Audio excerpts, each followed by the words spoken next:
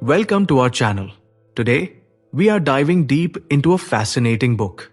It's a guide that unlocks the secrets of why we say yes. This book is Influence, The Psychology of Persuasion by Robert Cialdini. Get ready to learn how persuasion really works. The first key teaching is the principle of reciprocity. This rule says that we feel obligated to give back to others when they give to us first. Think about it. Have you ever received a free sample and then felt more inclined to buy the product? That's reciprocity in action. People simply don't like to feel indebted. This feeling of obligation can be very strong. The book talks about an interesting example. It's about the Hare Krishna Society. They used a very effective tactic. Before asking for donations, they would give people a small gift, often a flower. People who received the flower were much more likely to donate. The gift, even a small one, created a sense of obligation. People felt they should give something back in return. This principle is powerful. It means that if you want someone to do something for you, try to do something for them first. It doesn't have to be a big gesture. Even a small act of kindness can make a big difference. People will feel a natural urge to reciprocate. So, in a nutshell, reciprocity means give and you shall receive. The key takeaway here is that people are more likely to comply with a request if they have first received something from the requester. The next important teaching is the principle of scarcity. This principle tells us that things become more attractive when they are less available. When something is rare or in limited supply, we tend to want it more. Think about limited edition items or sales that are ending soon. These tactics play on the principle of scarcity. The book mentions different ways scarcity can be used. One way is the limited number tactic. This is when you are told that the product is in short supply and won't be available for long. Another way is the time limit tactic. This creates a sense of urgency by telling you that the offer will expire soon. Cialdini shares a story about a study on meat buyers. When buyers were told that there was a shortage of Australian beef, their orders increased. But when they were told that there was a shortage and that this information was not yet public, their orders increased even more. The combination of scarcity and exclusivity made the beef even more desirable. This principle highlights our fear of missing out. We don't want to lose the opportunity to get something valuable that might not be available later. This fear can be a strong motivator. So, in a nutshell, scarcity means we value what is rare. The key takeaway here is that highlighting the limited availability or time-sensitive nature of an offer can significantly increase its perceived value and desirability. Now, let's talk about the principle of authority. This principle states that we are more likely to comply with the requests of people who we perceive as having authority. We are taught from a young age to respect and obey authority figures like parents, teachers, and police officers.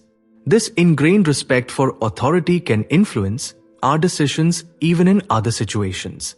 The book discusses how symbols of authority can be very effective. These symbols can include titles like doctor or professor, clothing like a uniform, or even expensive possessions like a luxury car. These things can make people seem more authoritative, even if they don't actually have any real authority in a given situation. Cialdini describes an experiment involving hospital staff. A researcher posing as a doctor called nurses and instructed them to administer a medication that was not on the approved list and was also at a dangerously high dosage. Despite these red flags, a surprisingly high number of nurses started to comply simply because the instruction came from someone they perceived as an authority figure, a doctor. This principle reminds us that we often rely on authority cues to make decisions, especially when we are uncertain or don't have all the necessary information. While respecting legitimate authority is often wise, we need to be careful not to blindly obey symbols of authority without questioning. So, in a nutshell, authority means we tend to obey those who seem to be in charge. The key takeaway here is that people are more likely to be persuaded by individuals who they perceive as having legitimate authority, even if that authority is just implied by titles, clothing, or possessions. The next principle we'll explore is consistency. This principle suggests that once we make a commitment or take a stand, we have a strong desire to be consistent with that initial decision. We want our actions and beliefs to align. This drive for consistency can lead us to act in ways that are sometimes not in our best interest. The book talks about different tactics that leverage this principle. One is the foot in the door technique. This involves getting someone to agree to a small request first. Once they have agreed to the small request, they're more likely to agree to a larger, related request later. Their initial agreement creates a sense of commitment and a desire to be consistent with that commitment. Another tactic is the lowball technique. This involves getting someone to agree to an initial offer, and then, after they have committed, changing the terms of the deal to make it less favorable. Even though the new terms are less appealing, people often stick with their initial decision because they have already made a commitment. Cialdini shares an example about a study where researchers asked people if they would be willing to put a large, unsightly "Drive carefully" sign in their front yard. Only a small percentage agreed. However, another group of people was first asked to display a small "Be a safe driver" card in their window. Almost everyone agreed to this small request. Later, when these same people were asked to put the large sign in their yard, a much higher percentage agreed. Their initial commitment to the small card made them more consistent when faced with a larger request. So, in a nutshell, consistency means we like to stick to our commitments. The key takeaway here is that people have a strong desire to be consistent with their prior actions and commitments, even if those commitments were small or made under slightly different circumstances. Let's move on to the principle of liking. This principle is pretty straightforward. We are more likely to be persuaded by people we like. This makes intuitive sense. We tend to say yes to friends, family, and people we find attractive or similar to ourselves. The book identifies several factors that influence how much we like someone. One factor is physical attractiveness. Studies have shown that we tend to attribute positive qualities to physically attractive people. Another factor is similarity. We like people who are similar to us in terms of opinions, interests, and background. Compliments also play a role. We tend to like people who give us compliments, even if the compliments are not entirely sincere. Contact and cooperation are also important. We tend to like people we interact with frequently and people we work together with towards a common goal. Finally, association is a powerful factor. We can come to like people or things that are associated with positive experiences. Cialdini uses the example of Tupperware parties to illustrate the power of liking. People are more likely to buy Tupperware from someone they know and like, even if the products might be available elsewhere for a lower price. The social connection and the feeling of supporting a friend create a strong persuasive effect. So, in a nutshell, liking means we say yes to people we like. The key takeaway here is that we are more likely to be persuaded by individuals we find attractive, similar to ourselves, who give us compliments, who we cooperate with, or who are associated with positive things.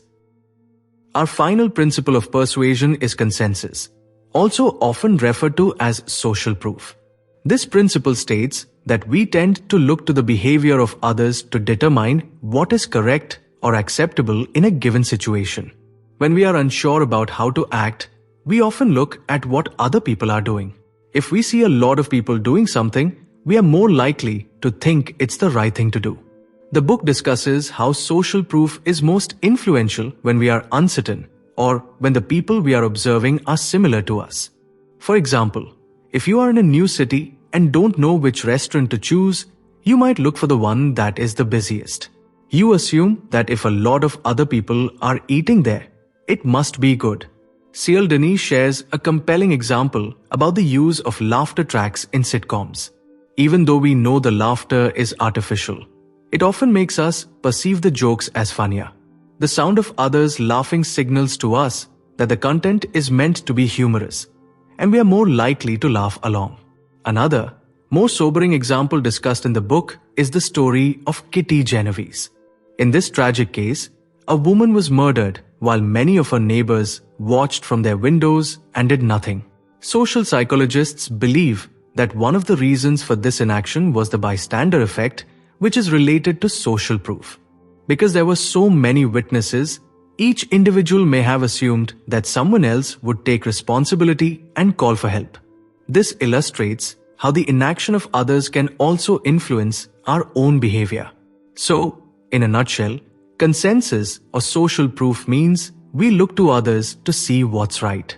The key takeaway here is that we are more likely to engage in a particular behavior if we see others, especially similar others, doing it. This principle is particularly powerful in situations of uncertainty. So, there you have it. The 6 key principles of persuasion from Robert Cialdini's Influence. We learned about reciprocity, our obligation to give back. We explored scarcity, our desire for things that are limited. We understood the power of authority. We looked at consistency and our need to stick to our commitments. We saw how liking influences our decisions.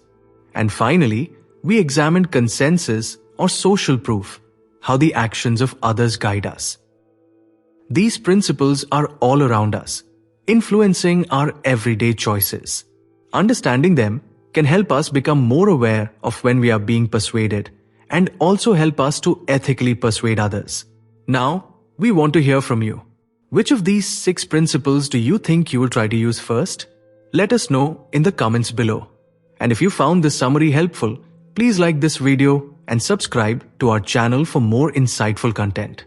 Thanks for watching.